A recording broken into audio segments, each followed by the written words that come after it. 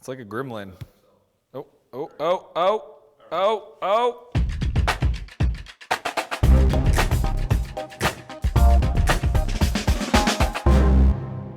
How do you reduce the enterprise sales timeline? Look, if you're frustrated, you're working with big companies and you're trying to get them to adopt and buy your product, and you've done that, but then you got to go through procurement and legal and compliance and security and this video is for you. I'm going to walk you through exactly how to get rid of those frustrations, you know?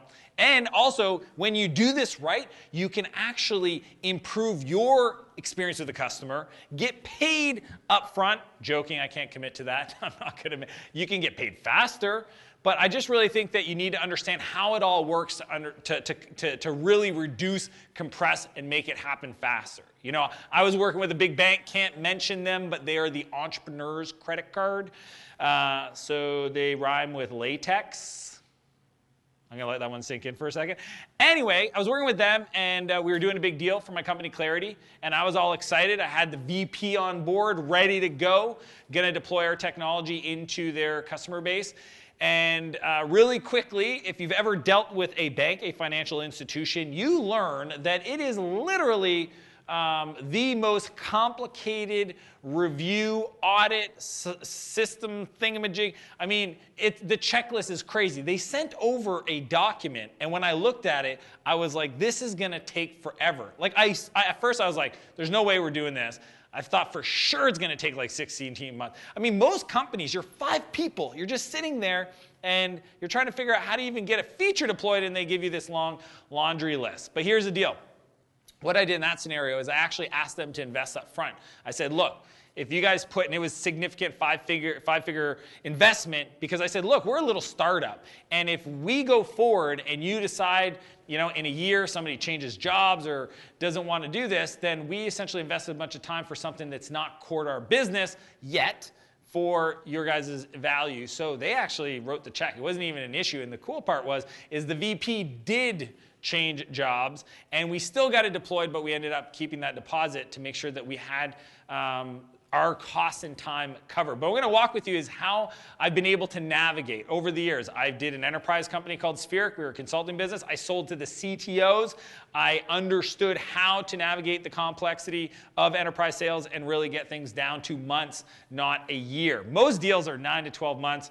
This is the way you want to think through it. First, when you're talking with the customer, number one, you got to test the virtual close. Okay, this is what happens. So you talk to a company, they're interested. Then you have another meeting, talk with the rest of the team. They ask you a bunch of questions, you answer them. They go, this sounds great.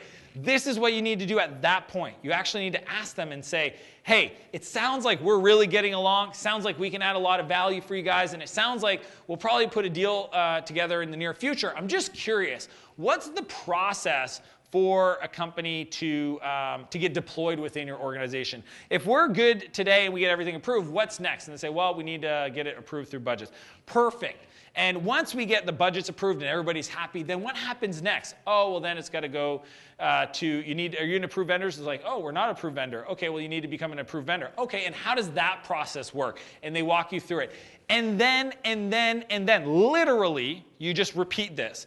And once we do this step successfully, what happens next? Perfect. And what's involved in that step? Okay. And if we get through that and that's successful, what happens next?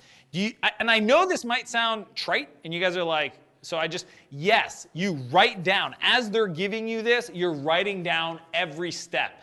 That becomes your hit list.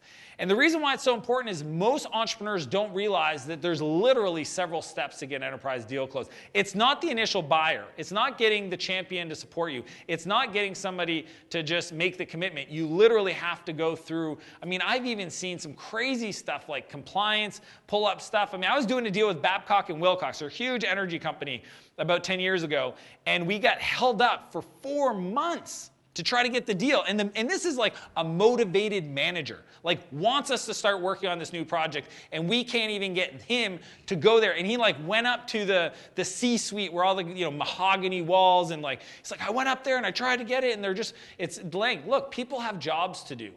but you need to do a virtual close where you walk through virtually every step in the closing process to get commitment and buy it and build that checklist.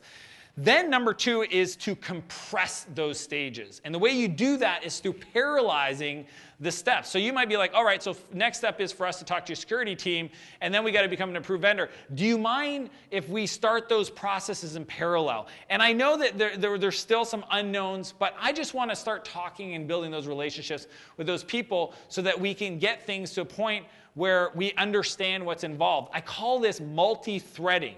Okay? So compressing, which is the second step, requires multi-threading an enterprise company to really get things pushed forward.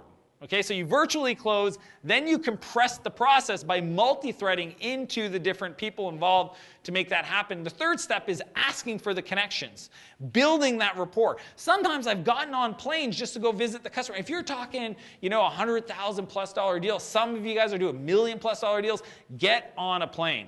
Like literally, get the whole process laid out, get the introductions, connect to people, and go visit them in person. Nothing will move something along faster than anybody that's built rapport. Like if you're talking with some guy in the security team and he doesn't know you, you're just like an email to him, the response rate, the care, the interest, it's just not there. But if you're that guy that showed up and connected and maybe brought some Dunkin', I'm just going back to the East Coast days. Little Dunkin' Donuts went a hell of a long way. Literally, I'd be like, I just landed, I'll be in there in an hour, just curious, does anybody want any coffee? Do you know how crazy easy that is for you to ask the people you're going to meet if they want coffee, and they're going to say, no, I'm good, but that was super kind of you. So literally, the process, really quick recap. 1, virtually close. And then once we're successful there, what happens next? And then once we're successful there, what happens next? And you make that full strategic checklist to close. Then you compress it by multi-threading the account, by parallelizing the different steps involved. And the third way you do that is by connecting and having conversations with the people. And if you have to, get on a plane. For the bigger deals, don't be that guy that sits behind an email. Try to do Skype if you can't get on a plane, but connect with the companies and really bring down the life cycle of an enterprise deal. That is how you will close faster, better, build better rapport, and not feel frustrated, and be able to commit on these sales quotas that you've committed to the rest of the team. I hope this video finds you excited and well. As per usual, I want to challenge you to live a bigger life and a bigger business, and I'll see you next Monday. If you like this video, be sure to subscribe to my channels for other tips and strategies on how to start and grow your business. And I'd also invite you to join our newsletter for exclusive invites, community contests, and other free entrepreneurial trainings. And if you're ready to keep going, I got 2 videos queued up ready for you right there. I'll see you next Monday.